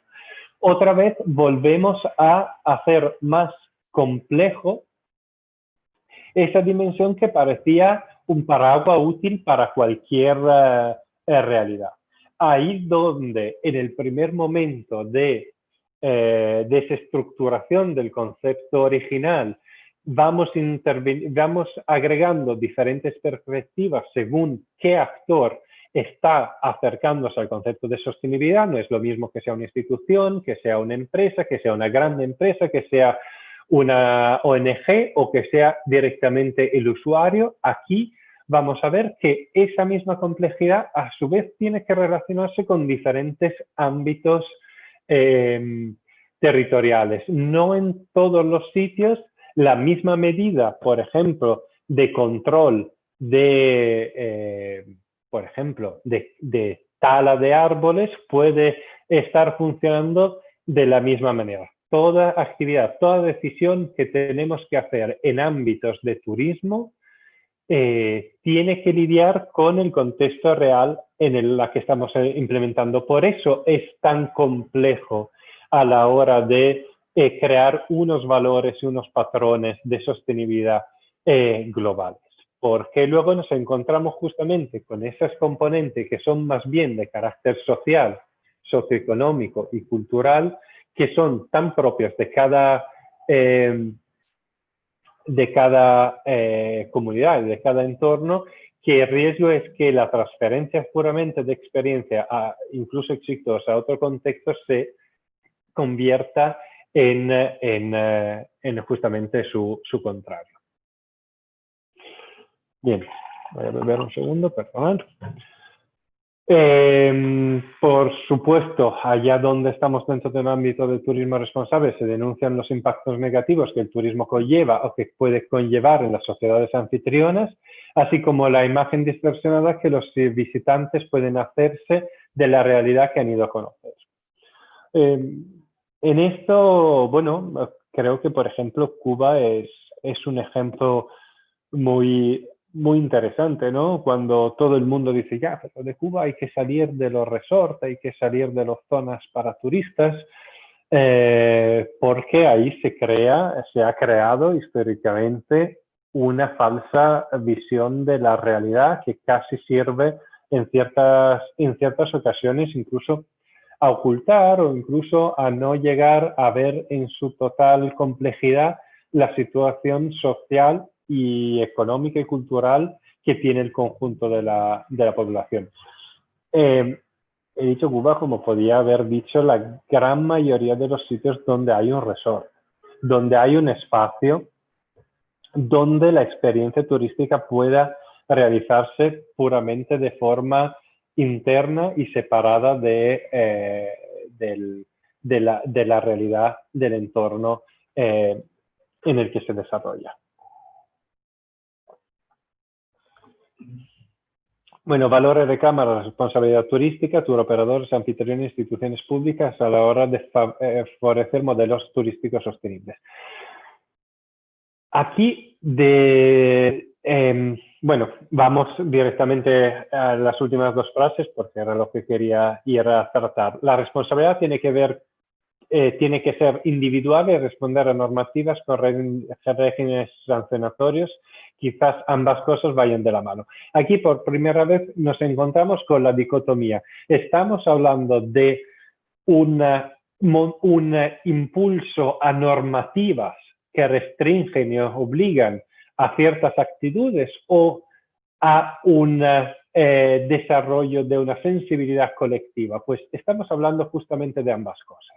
Y por primera vez con el concepto de turismo responsable vamos a hacer evidente que estas dos dimensiones van de la mano. Por un lado, y quizás sea lo más fundamental, tenemos que trabajar en un desarrollo para que el hecho de la sostenibilidad se haga sentir común, para que así cualquier persona que incluso implemente medidas o reciba como usuarios esas medidas, la interiorice y la acepte como necesarias en una visión más amplia, así como tenemos que trabajar para que a poco esos principios se plasmen en normativas que tengan carácter vinculante para los diferentes actores que desarrollan sus actividades dentro de ese entorno. Pues ante esta situación y con todo lo que hemos dicho hasta ahora, se hace evidente que tanto el turismo sostenible como concepto como el turismo responsable no es un modelo de turismo específico. Y en esto quiero recalcarlo 1000 veces. Creo que este es uno de los puntos y de los errores que más veces tenemos a la hora de acercarnos, o que por lo menos yo he percibido cada vez que alguien me hablaba de turismo sostenible o turismo responsable. No es un modelo, no es un tipo de turismo. Es un movimiento que quiere llegar a cualquiera de los aspectos de la actividad turística, así como el concepto de sostenibilidad más global quiere llegar a todos los ámbitos de la actividad humana, laboral, económica y incluso de entretenimiento cotidiano, etcétera, etcétera. ¿Vale? Bien, vamos adelante. Aquí, otra vez, me paro un instante. Si hay algún tipo de pregunta, de intervención, creo que estaría perfecto. Hemos metido ya mucha carne en el asadero. ¿Cómo vais? ¿Seguís pudiendo seguir con facilidad todo lo que se ha dicho hasta ahora? ¿Hay alguien todavía ahí? Vale, perfecto. Gracias, Nieves. Muchas gracias. Bien, vamos a seguir adelante. Entonces, nos quedan más o menos 15 minutos. Vamos otra vez. Vale, bien. Cuando estaba preparando esta diapositiva, esta transparencia, casi me daba un poco de vergüenza, lo tengo que decir. Estar aquí delante de otros profesionales haciendo un esquema con 4 puntos o 3 incluso de pros y contras del turismo. Es puramente de introducción, ya veréis que luego vamos desgranando a poco y complejizando un poco lo que si no aquí parece casi una banalización. Bueno, los pros del turismo, el motor económico, generar empleo, coloca el país en el mapa económico y geopolítico internacional. Estamos hablando puramente, digamos, de elementos de carácter económico y estructural. Creo que todo tenemos que saber y conocer que luego están todos los elementos menos materiales como el proceso formativo, el reconocimiento y conocimiento de otras perspectivas y otras culturas y que crean esa visión mucho más global de pertenecer más a una misma especie en lugar que solamente a micro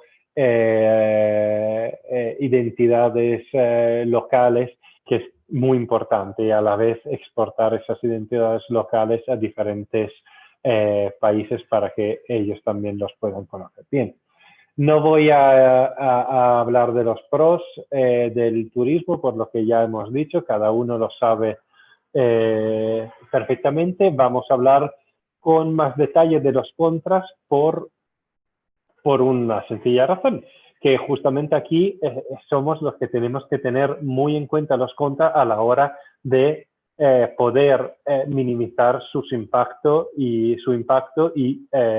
eliminarlos allá donde podemos de nuestras actividades. Pues muy bien. Aquí vamos a empezar entonces el análisis de las problemáticas que puede ocasionar el turismo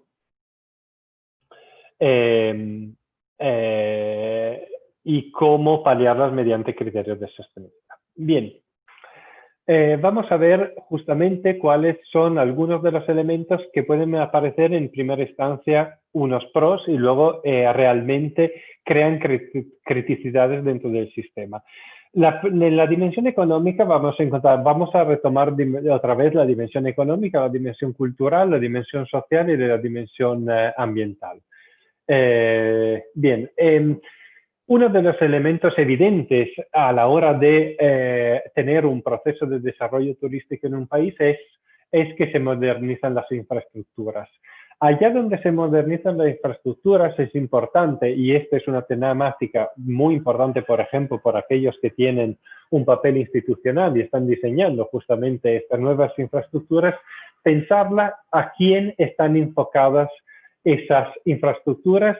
Y muchas veces uno de los problemas de la bonanza que crea el turismo es que estas nuevas infraestructuras se dirigen puramente a la población turística o principalmente y no suponen un desarrollo equilibrado con otras componentes de la población. ¿Vale? La revalorización de los recursos autóctonos, aquí pongo, se materializa muchas veces en procesos de inflación derivados de un aumento de la demanda de la tierra, el agua y los alimentos. Es decir, ya donde tenemos un enriquecimiento ocasionados por el turismo, no tenemos que pararnos a verlo simplemente como un bien en sí, sino tenemos que ver qué resultado tiene sobre el conjunto de la población. Lo que estábamos diciendo, cómo se redistribuye, ¿no? estos beneficios. ¿Quién son las empresas o los actores que se hacen con los beneficios que proceden de la actividad turística y a su vez el desarrollo luego de cualquier tipo de infraestructura o dinámica comercial y social sí toma en consideración las preexistentes y las tutelas a la vez, ¿no? Un ejemplo muy clásico es cuando, por razones típicamente turísticas, empezamos a tener un conflicto entre el uso del recurso del suelo. El recurso del suelo es el gran paradigma del conflicto que tenemos cuando tenemos una actividad turística de éxito, porque allá donde teníamos, por ejemplo, actividades de pesca o de cultivo, la pesca también la consideramos un recurso de suelo, aunque sea raro, pero es así, allá donde de repente necesitamos esas partes de mar o esas partes de tierra para realizar actividades de carácter turístico incompatible con las actividades agrarias o de producción alimenticia que teníamos anteriormente. Se revalorizan infinitamente los terrenos cuando pueden tener fines turísticos, por lo que se ve que a poco algunos países han ido perdiendo cuotas de soberanidad alimenticia justo por el hecho de que sus terrenos, antiguamente o tradicionalmente destinados a cultivos, han sido expropiados y utilizados para construir infraestructuras como hoteles, como autovías o como recursos turísticos en general. Otro elemento que cada vez es más importante a considerar dentro de una lógica de sostenibilidad es dónde cotizan las empresas que están realizando las actividades turísticas. Esto es un factor que creo que todos conocemos muy bien, sobre todo los que tenemos pequeñas y medianas empresas, porque luego es un agravio comparativo a la hora de enfrentarnos a grandes empresas, allá donde estas empresas cotizan en paraísos fiscales o en zonas con menor imposición fiscal, pues claramente nosotros lo vemos como que ganan capacidad competitiva con respecto a nuestra empresa, pero además no revierten en las arcas públicas que, si todo funciona correctamente, deberían revertir luego ese dinero en la población local con un aumento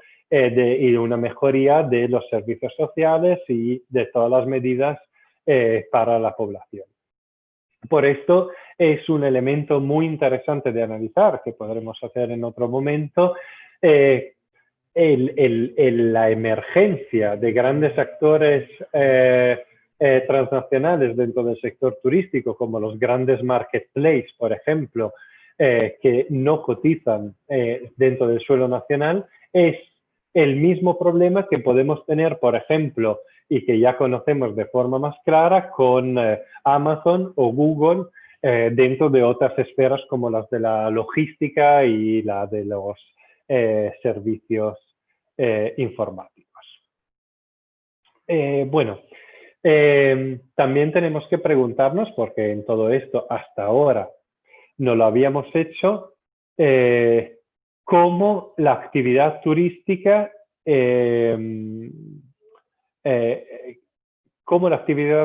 va a afectar el mundo del trabajo y del empleo en el territorio en el que empieza a tener cierta relevancia. Yo no estoy de acuerdo 100% que turismo significa de por sí trabajo de baja cualificación, ni mucho menos. Es cierto que es un sector igual que muchos otros, porque, por ejemplo, si estábamos hablando de que puede entrar en conflicto con el sector agropecuario, pues es otro sistema donde no encontramos, por lo general, altos niveles de cualificación en el empleo.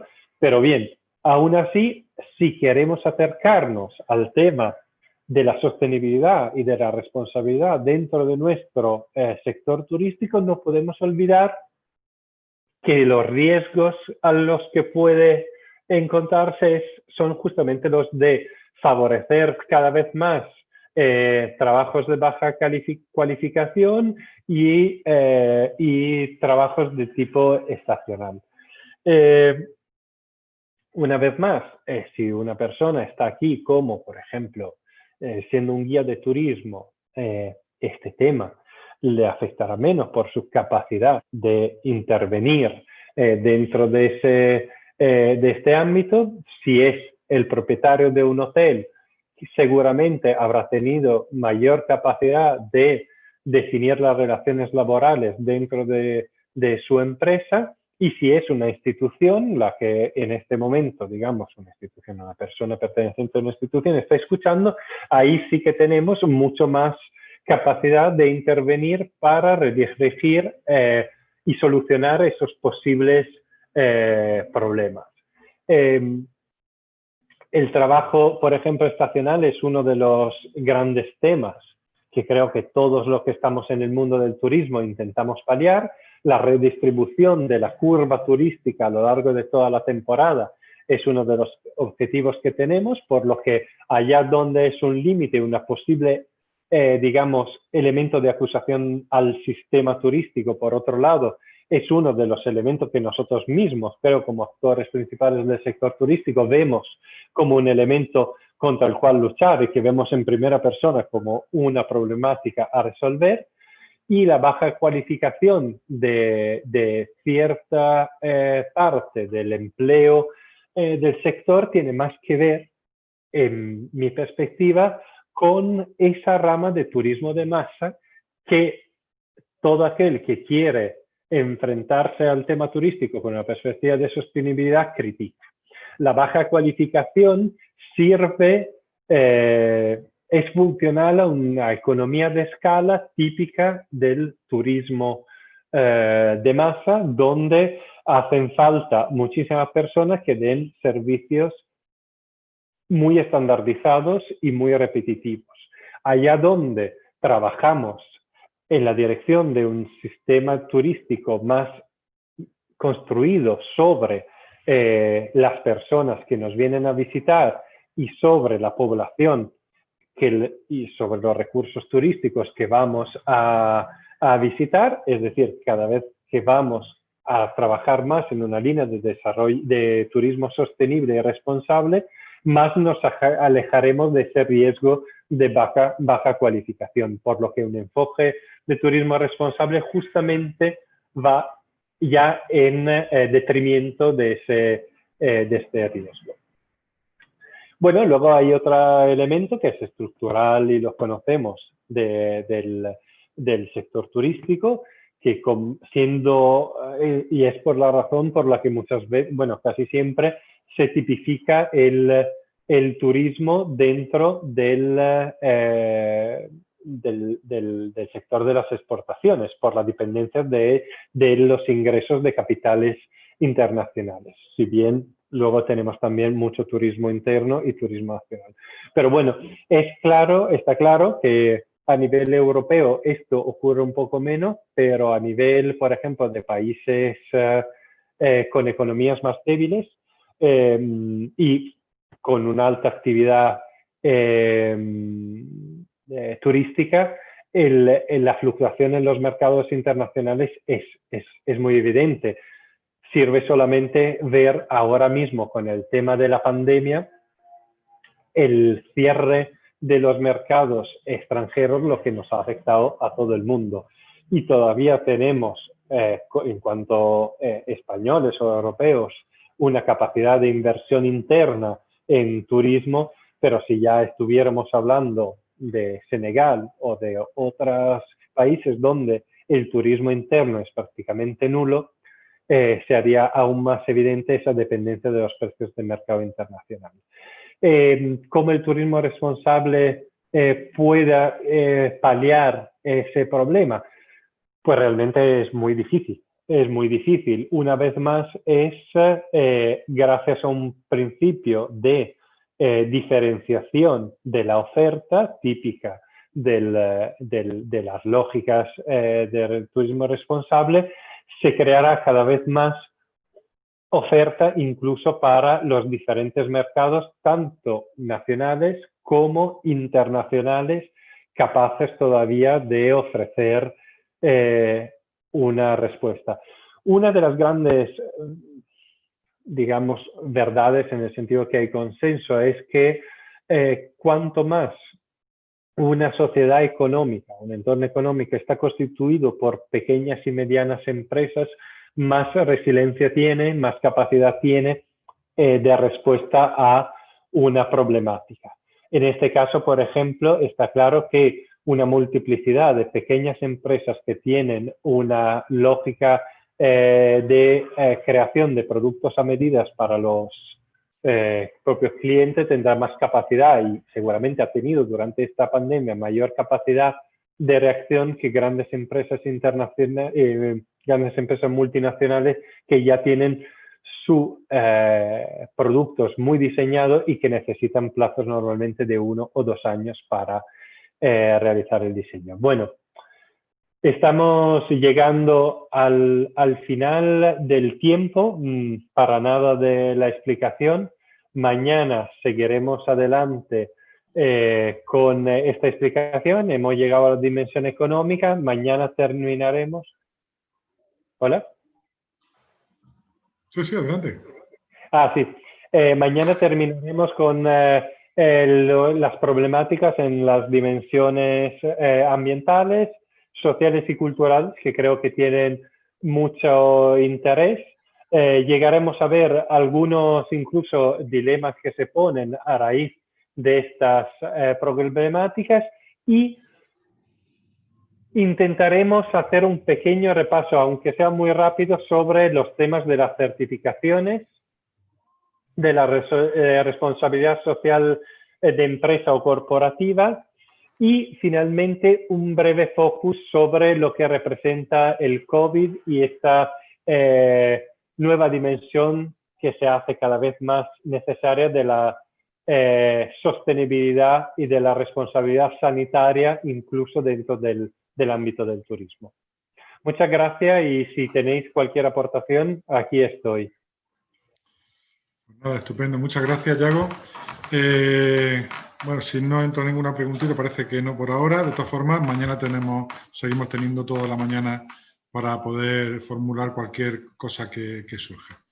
Pues lo dicho, muchas gracias. Gracias por vuestra atención y seguimos mañana a las 10:30. Esperamos vuestra puntualidad. Hasta ahora.